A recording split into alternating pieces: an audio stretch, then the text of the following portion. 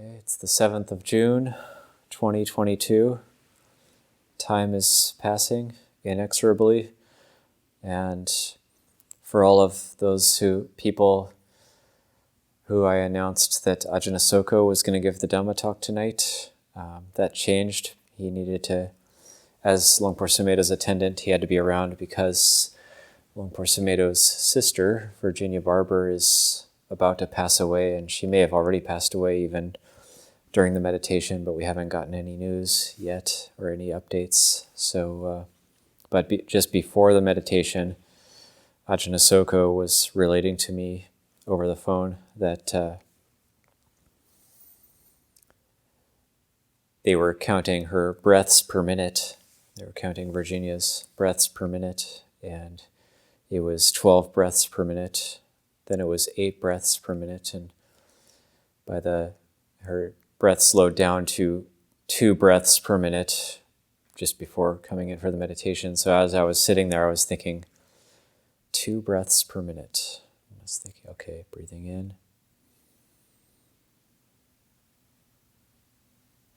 Slow breath out.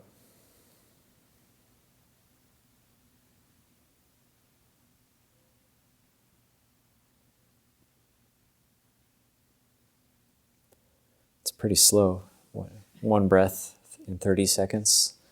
One in-breath for 15 seconds, out-breath for 15 seconds. So Ajahn Ñāṇiko is someone who has a lot of experience from his lay life with dying people. He said it's not long to go once you reach that point. And it's a good reflection, a good contemplation. It's always good to think about death, not in terms of wanting death to come or wishing for death or hoping for death or some sort of morbid reflection about death, but just death as an ordinary experience. And it's just so ever-present because all that stands between us and death is the ability to breathe in, the ability to breathe out. So we breathe in and we don't breathe out, or we breathe out and we don't breathe in, then our life has ended. The life faculty ends. And so that's the death reflection. And it's always good to be reminded of the 2 aspects of death reflection, which is the certainty aspect and the uncertainty aspect. The certainty aspect is that all of us here, without exception, will die, and that is a certainty. That's 100% certain that all of us here will die at some point, whether it's sooner or later. And the uncertain aspect is we don't know when. So that's the uncertain aspect. So death contemplation is the uncertainty aspect, is we don't know when. We don't know when it's going to happen, either to us or to people we know, loved ones. And then when death does happen, then what is that? That's also a good reflection. So someone we knew was there, and then they're not there. They're not there anymore. I remember my grandpa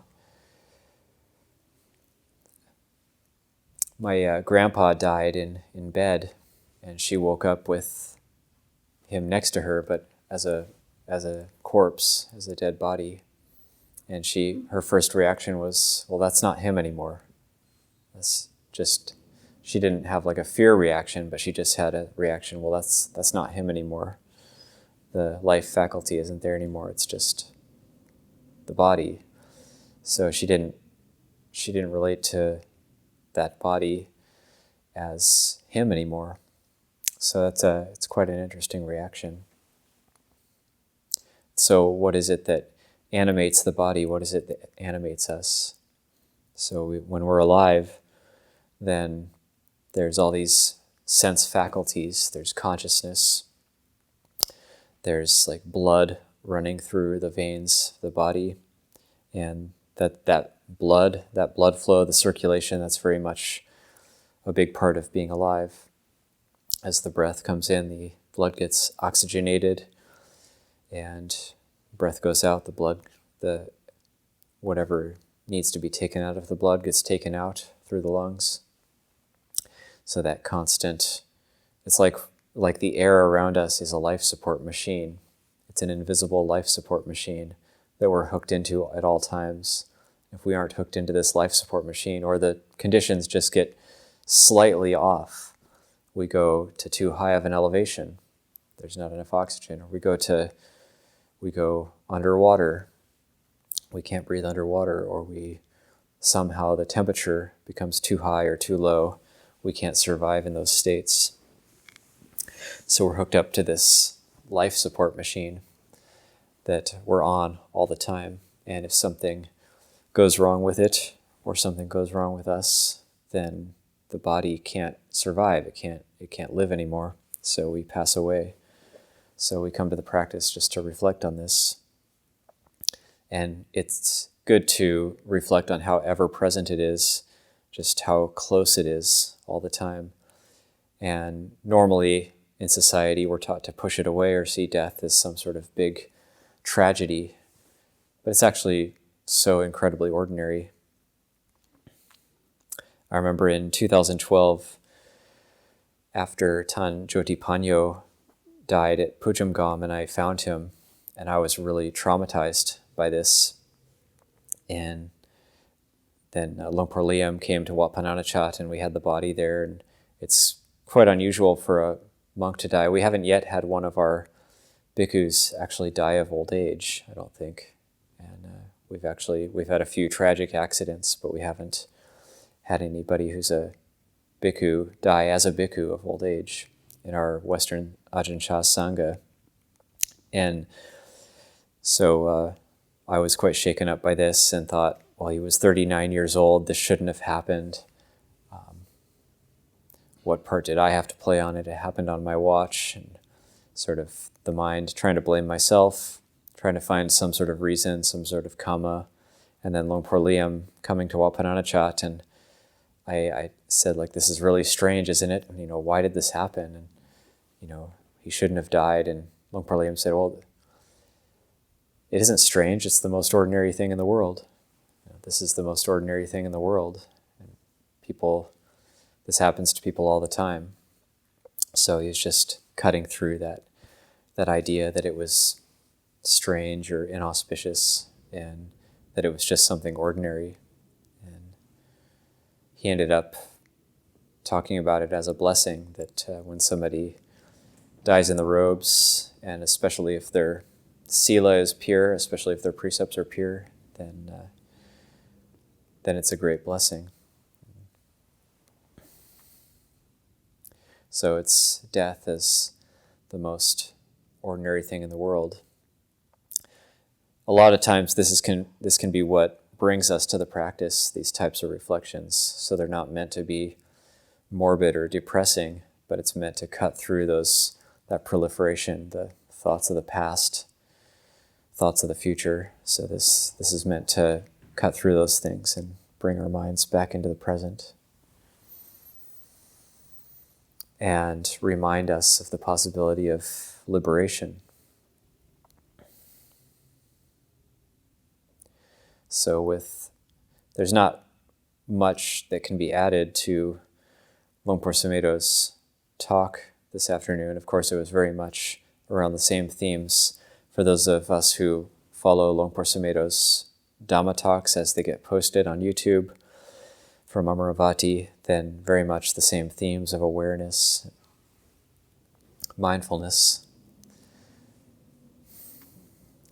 For me, what was coming up was this intuitive sense of liberation actually being possible.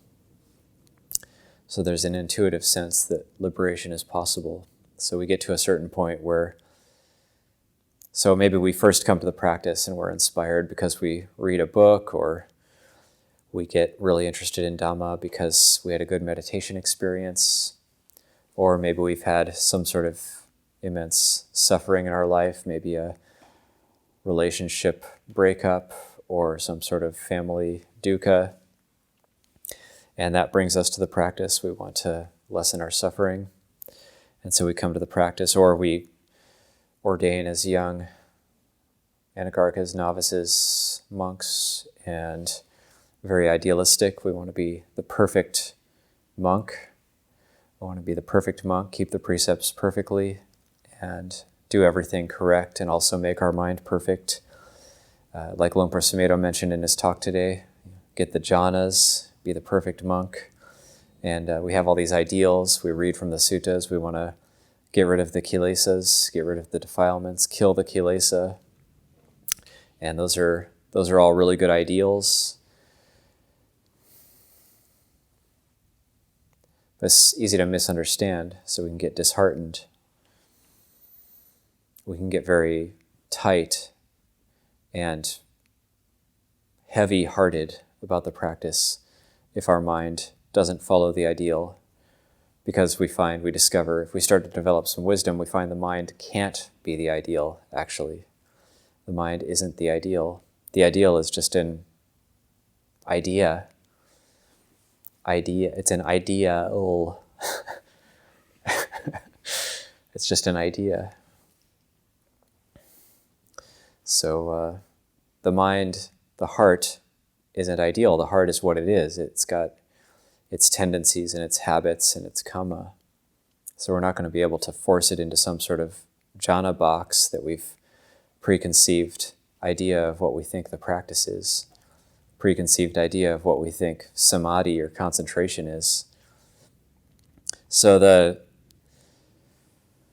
heart is not an ideal, and what we tend to do, especially at first, and I know I've done this and continue to do it sometimes, but kind of catch it now, is when meditating, trying to make the mind into what I think samadhi is, based on my studies, based on the teachings I've heard, based on years of practice.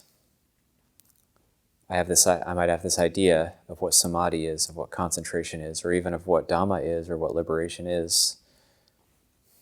It's this or it's that.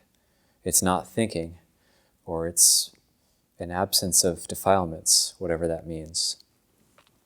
And so I might try to then create this thing or this fabricated state. But then the Buddha said that the deathless is the unfabricated. So if we're fabricating something, that can't be it. That can't be it. But the mind does it. It's just a habit. As we gain more experience and live with senior monks more, and we have experience with Thailand, and we gain knowledge, we gain information from senior monks, senior teachers, and we get more and more experience, and we live with senior monks, senior teachers. It can be a very mind-opening and heart-opening experience, because we start to hear things that call into question the knowledge that we already have. For example, the controversial teaching that Ajahn Ñāṇiko says that for someone who's highly developed, they're in first jhana pretty much all the time, whatever they're doing, whether they're meditating or not. So when I say that, what does that do to your mind? Impossible! But is it? Is it impossible? I say that matches the suttas. That matches what the suttas say, in my opinion. But that type of view comes from experience. It doesn't come from study.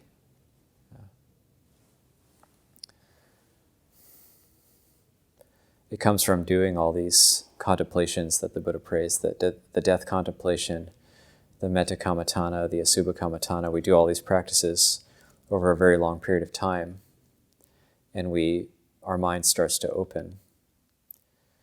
So we're not trying to just make ourselves into what we read in the suttas, but actually gaining experience and then opening to the possibility of something new, of something we don't know about. So if we've never had samadhi, rather than trying to create something of what we think it is, just being open, That's why Luang Por Sumedho's teaching is so precious and amazing, because it's just awareness. Awareness it's here and now, but it's also the path. It also opens the path. It opens the door to the path. I like to think of it sometimes as the vision quest, the Noble Eightfold Path as a vision quest. So when you do a fast, say like do a fast or want to ask some sort of question, you do a vision quest because you're wondering what to do next in your life. You have some sort of life issue, life question, and you might do fasting or some other special practice, but you're not going in it with the answers. You're not going into it with the answers. If you already have the answers, it's not a vision quest. So you're going into it with the question, and you're open. You're open to new information that you don't have yet. So you go into it with new information. The mind is open, the heart is open. And that state of openness, that's what opens us to the path. So when we go in with that state of openness, then a way forward becomes manifest, becomes clear, but only if we're open to it. And it might be something we wouldn't have thought of, and it might be something that goes against what we think we should do, goes against what we want to do. But we see clearly, we gain a strong intuitive sense that that's the way forward. That's the practice, that's the path.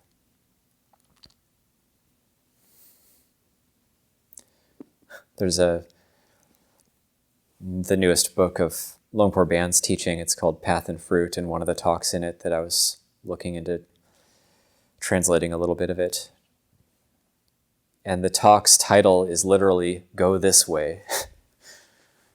It's like, that's all the Kruba Ajahns are doing. They're saying, don't go that way, go this way. It kind of reminded me of Luang Por Cha teaching. Somebody asks Luang Por Cha, how do you teach your Western disciples? They seem so kind of stubborn. And he says, oh, it's easy. It's like they're walking on a road, and when I see them falling off a ditch on the right, I say, go left. And when I see them falling off on the ditch on the left, I just say, go right. So just keep them on the path. But there is that sense of being very, very open. So if we think of this in terms of a vision quest, then it's like we're doing the korwat, we're doing the practice, we're doing our morning and evening pujas, keeping the monastery grounds clean, looking after the facilities, having the meal each day, doing our meal reflection. In the afternoon, maybe taking a short rest, engaging in some sitting and walking meditation, maybe some study, maybe we're memorizing some chanting. As we do this day in and day out, rather than thinking and worrying about where we're getting in our practice, but we're just very open. And it takes time, but then over time, as we're open, then a pathway, an intuitive pathway, starts to become clear. And we can get quite disheartened, distraught at times when difficult mental states come up, or we find that the precepts are too tight of a container for us. The precepts are too tight of a container for us, and the heart rebels, the mind rebels against them. So it's difficult because the mind, the heart can't yet calm down. It has all these habits. Because of delusion, it's been seeking well-being and happiness in ways that have actually been increasing its suffering, but we don't see, it itself doesn't see that yet. We might read the teachings or hear a lot of teachings. We might intellectually understand it, but in our heart of hearts, we don't yet believe it because we're still doing all those other things we still can't overcome our bad habits. So in our heart of hearts, we don't really believe it, because if we really believed it, we'd be totally in line with Dhamma. So that's the whole training, that's the whole practice, is the heart slowly becoming more and more in line with Dhamma because it sees the suffering. when it sees the suffering, it can't do that which causes it suffering. If it sees it clearly, it can't actually do it because the heart doesn't want to suffer. But because it's deluded, it keeps burning itself. Because it's deluded, it keeps thinking, well, oh, this food's good for me, but it's actually poison. But it keeps eating it because it tastes good in the moment, but then it keeps getting harmed by it. So we get disheartened, discouraged, distraught, or we have endless doubt. I remember driving myself to tears with doubt in Thailand, doing walking meditation for 4 hours every afternoon, and just so much doubt, and just literally driving myself to tears with doubt. But then once that happened, it kind of dried it up a little bit. It's like, what is this doubt? What is it doing? It's just a lot of suffering. It's not very useful. It's not useful at all, actually. We go through that, and then we can get very, very inspired. That intuitive sense that liberation might actually be possible. There might actually be an end to the long road of suffering. Get an intuitive sense that might be possible, and that uplifts the heart. We see great examples like Lumpur Sumedho, Lumpur Liam. We think, wow, it might actually be possible. So then we move to a different level where we're not just scratching the surface of the practice. We're not just relating to it with a passing curiosity, but we decide, okay, well, I'm going to dive in head first. And so that's the faith of the monastic. It's people who decide, okay, I'm going to dive in head first and really just go for it. So we're swimming in it. We're swimming in these practices. We're swimming in and it seems if we've been here for a long time, it starts to seem very ordinary and mundane. But we're actually just completely swimming in the Buddhasasana. We've got a lot of help. We've got a lot of teachings. The Dhamma is incredibly helpful. The teachings of the senior monks are incredibly helpful. The Vinaya is incredibly helpful for our practice. So all these things are lifting us up. And even though this place, like Abhayagiri Monastery, it's not perfect. So it's got its drawbacks.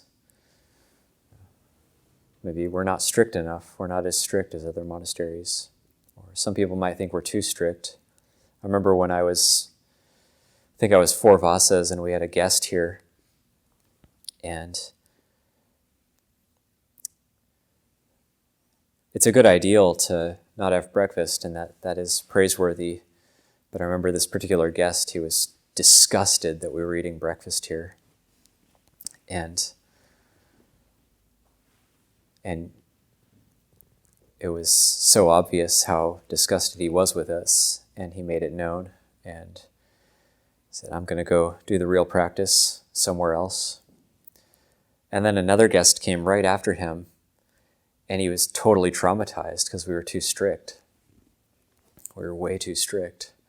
It was like the complete opposite. But actually those two things were actually of the same nature. Just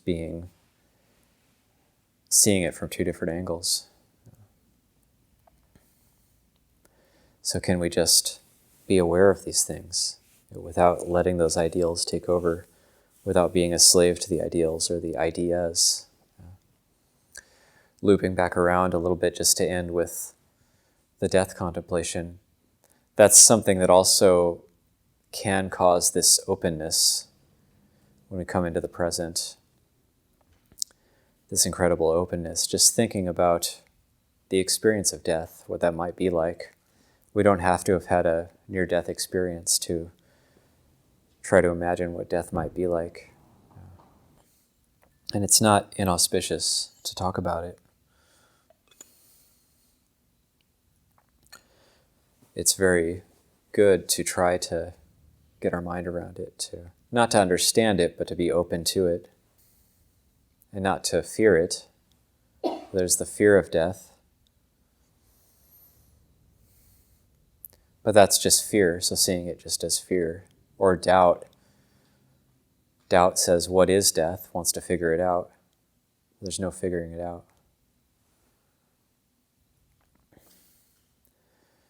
When death does happen, it's here and now. At that moment, it's here and now. It's kind of similar to the phrase in the suttas where a monk attains arhantship. A monk or a nun attains arhantship.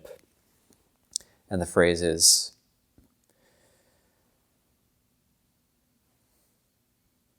and they knew birth is ended, the holy life has been lived, done is what had to be done. There's no more coming into any state of being. Nibbana here and now. So there's this Nibbana here and now. Whenever somebody reaches arhantship or reaches the end of the path, it's always here and now. That phrase here and now always comes up in the suttas in relation to that. It's really interesting. So it's like death. When death does happen, it's going to be here and now. It's not off somewhere else.